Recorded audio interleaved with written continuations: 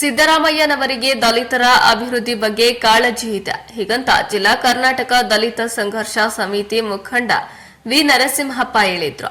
ಚಿಕ್ಕಬಳ್ಳಾಪುರ ಜಿಲ್ಲೆ ಚಿಂತಾಮಣಿ ನಗರದ ಪ್ರವಾಸಿ ಮಂದಿರದಲ್ಲಿ ಕರ್ನಾಟಕ ದಲಿತ ಸಂಘರ್ಷ ಸಮಿತಿ ಜಿಲ್ಲಾ ಮುಖಂಡ ಮಾಡಿಕೆರೆ ವಿ ನರಸಿಂಹಪ್ಪ ಒಳ ಮೀಸಲಾತಿ ಜಾರಿಗೆ ತರುವಂತೆ ಒತ್ತಾಯಿಸಿ ಹಮ್ಮಿಕೊಂಡಿದ್ದ ಕಾರ್ಯಕ್ರಮದಲ್ಲಿ ಭಾಗವಹಿಸಿ ಮಾತನಾಡಿದ ಅವರು, ಮುಖ್ಯಮಂತ್ರಿ ಸಿದ್ದರಾಮಯ್ಯನವರಿಗೆ ದಲಿತರ ಅಭಿವೃದ್ಧಿ ಬಗ್ಗೆ ಕಾಳಜಿ ಹೊಂದಿರುವ ಕಾರಣ ಒಳ ಮೀಸಲಾತಿಯನ್ನ ಜಾರಿಗೆ ತರುತ್ತಾರೆಂಬ ನಂಬಿಕೆ ಇದೆ ಎಂದು ತಿಳಿಸಿದರು. ಹಿಂದೆ ರಾಜ್ಯದಲ್ಲಿ ಅಧಿಕಾರದಲ್ಲಿದ್ದ ಕಾಂಗ್ರೆಸ್, ಬಿಜೆಪಿ, ಜೆಡಿಎಸ್ ಪಕ್ಷಗಳು ಒಳ ಮೀಸಲಾತಿ ಕುರಿತು ಗಮನ ನೀಡಿರಲಿಲ್ಲ. ಆದರೆ ಮುಖ್ಯಮಂತ್ರಿ ಸಿದ್ದರಾಮಯ್ಯನವರು ಕಾಳಜಿ ಇಟ್ಟು ಒಳ ಮೀಸಲಾತಿ ಜಾರಿಗೆ ತಂದೆ ತರುತ್ತಾರೆ ಎಂದು ಹೇಳಿದರು. Ravikumar, news bureau, Prajapower TV, Chintamani. ಈಗಿಲ್ಲ, ಅವರು ದೇವನ ಪಾದ ಸೇರಿದ್ದಾರೆ. ನಾವೆಲ್ಲ ಕಷ್ಟಪಟ್ಟು ಈ ಸಂಘಟನೆ ಮಾಡಿದ್ದೀವಿ. ಈ ದಿನ ದಂಡೋರ ಅಂತ ಹೆಸರಿಡಬೇಕಾದ್ರೆ ನಮ್ಮ ಕೆಲವು ಮುಖಂಡರು ಪಿ ವಿ ವೆಂಕಟಪ್ಪ ಅಂತ ಅವರು, ಮತ್ತೆ ರಂಗಣ್ಣ ಅಂತ ಇನ್ನೊಬ್ಬ ಕಾಲೋನಿ ರಂಗಣ್ಣ, ಇನ್ನೊಬ್ಬ ಕಾಲೋನಿ ಸುಬ್ರಹ್ಮಣ್ಯನ, ಇಂಥವರೆಲ್ಲ ನಮ್ಗೆ ಹಣ ಸಹಾಯ ಮಾಡಿದ್ದಾರೆ. ಪಿ ವಿ ವೆಂಕಟಪ್ಪ ಹಣ ಸಹಾಯ ಮಾಡಿದ್ದಾರೆ, ಮತ್ತೆ ರಂಗಣ್ಣ ಅವರು ಸಹಾಯ ಮಾಡಿದ ಹಣ ಸಹಾಯ ಮಾಡಿದ್ದಾರೆ, ಆಮೇಲೆ ಸುಬ್ರಹ್ಮಣ್ಯನವ್ರು ಮಾಡಿದ್ದಾರೆ ಕೆಲವರೆಲ್ಲ, ಮತ್ತೆ ಕೆ ಓಬಯ್ಯ ವಿಶೇಷವಾಗಿ ಪಾಪ ಅವರು ನಮ್ಗೆ ಸಹಾಯ ಮಾಡಿದ್ದಾರೆ. ಆಮೇಲೆ ಯಾವುದೇ ಅಧಿಕಾರಿ ನಮ್ಗೆ ಯಾವ ರೀತಿ ಸಹಾಯ ಮಾಡಿಲ್ಲ.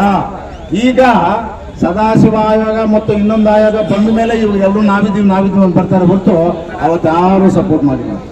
ನಮ್ಮ ಗುರುಗಳಾದ ಎನ್ ಶಿವಣ್ಣವರು ನನ್ಗೆ ಒಂದು ಕಿವಿ ಮಾತು ಹೇಳಿದ್ರು, ಮಾದಿಗೊಂಡು ಇಡೀ ಈ ಜಿಲ್ಲೆಯಲ್ಲಿ ಪ್ರಬಲವಾಗಿ ಬೆಳೀತು. ಅವಾಗ ನಮ್ಮ ಗುರುಗಳು ಹೇಳಿದ್ರು, ಶಿವಣ್ಣವರು, ನೋಡಪ್ಪ ನಾನು ಶಿಶುನಾಗಿ ಪ್ರೆಸ್ ಅವ್ರು ಕೇಳ್ತಾ ಇದ್ದಾರೆ, ಏನಪ್ಪ ಮಾದಿರ ಅಂದ್ರೆ ಅಟ್ರಾಸಿಟಿ ಕೇಸ್ ಹಾಕ್ತೀರಿ ನೀವೇ ನಿಮ್ಮ ಶಿಶುರೇ ಈ ತರ ಮಾದಿದೊಂಡರ ಅಂತ ಹೋರಾಡ್ತಾ ಇದ್ದಾರೆ ಇದಕ್ಕೆ ಅಂತ ಪ್ರೆಸ್ ಅವ್ರು ಹೇಳ್ತಾ ಇದ್ದಾರೆ. ದಯವಿಟ್ಟು ನೀನು ಮಾದಿದೊಂಡವರ ಜಾತಿ ಮಧ್ಯೆ ವಿಷ ಬೀಜ ಬಿದ್ದು ಸರಿ ಇಲ್ಲ, ಹಾಗಾಗಿ ಬಿಡ್ಬೇಕಂತ ಹೇಳಿದ್ರು. ನಾನು ಹೇಳಿದೆ, ಅಣ್ಣ ಬಿಡೋದು ಬೇಡ,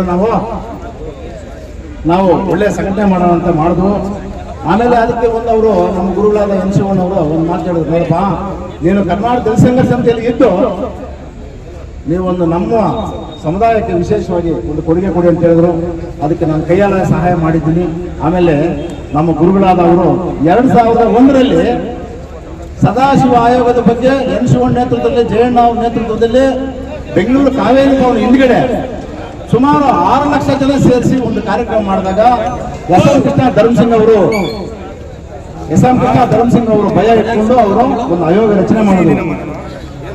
ಆ ರಚನೆ ಆಗಿ ಇವತ್ತು ಈ ಮಟ್ಟಕ್ಕೆ ಈಗ ನಮ್ಮಲ್ಲಿ ಏನಾಗಿದೆ, ನರೇಂದ್ರ ಮೋದಿ ಅವರು ಹೈದರಾಬಾದ್ ಬಂದಾಗ ಲಕ್ಷಾಂತರ ಜನ ಸೇರಿಸಿದ್ರು. ನರೇಂದ್ರ ಮೋದಿ ಅವರು ಬಂದಿದ್ರು, ಮಂದಕೃಷ್ಣ ಮಾದಿ ಅವರು ಬಂದಿದ್ರು. ಅಲ್ಲಿಗೆ ನರೇಂದ್ರ ಮೋದಿ ಅವರು ಲೋಕಸಭಾ ಮತ್ತು ರಾಜ್ಯಸಭೆಯಲ್ಲಿ ಮಂಡನೆ ಮಾಡಿ ಕಳಿಸಬಹುದಾಗಿತ್ತು. ಆ ಕೆಲಸ ನರೇಂದ್ರ ಮೋದಿ ಅವರು ಮಾಡಲಿಲ್ಲ. ನರೇಂದ್ರ ಮೋದಿ ಅವರು ರಾಜ್ಯಸಭಾ ಮತ್ತು ಲೋಕಸಭೆಯಲ್ಲಿ ಮಂಡನೆ ಮಾಡಿ ಇವತ್ತು ಕಳಿಸಿದ್ರೆ ನಾವು ಸಿದ್ದರಾಮಯ್ಯ ಕೇಳೋಷ್ಟಿಲ್ಲ, ಚಂದ್ರಬಾಬು ನಾಯ್ಡು ಕೇಳೋಷ್ಟಿಲ್ಲ, ಯಾರು ಕೇಳೋಷ್ಟಿರ್ಲಿಲ್ಲ. ನಮಗೆ ಅಲ್ಲೇ ಮೂಲ ತೊಂದರೆ ಆಯ್ತು. ಆಮೇಲೆ ಇವತ್ತು ಸನ್ಮಾನ್ಯ ಸಿದ್ದರಾಮಯ್ಯ ಅವರನ್ನ ಕನಿಷ್ಠ ಉತ್ತಮವಾದ ಜಡ್ಜ್ ಅವರು, ಉತ್ತಮವಾದ ನ್ಯಾಯಮೂರ್ತಿ ಅಂತವರು ಕೊಟ್ಟಿದ್ದಾರೆ ಸದಾಶಿವ ಆಯೋಗ ಮಾಡಿ ಅಂತ. ಹಿಂದೆ ಬಿಜೆಪಿ ಇತ್ತು, ಜೆಡಿಎಸ್ ಯಾರು ಮಾಡಲಿಲ್ಲ. ಜೆಡಿಎಸ್ ಪಕ್ಷ ಇತ್ತು ಹಿಂದೆ, ಮತ್ತೆ ಬಿಜೆಪಿ ಇತ್ತು, ಯಾರು ಮಾಡಲಿಲ್ಲ.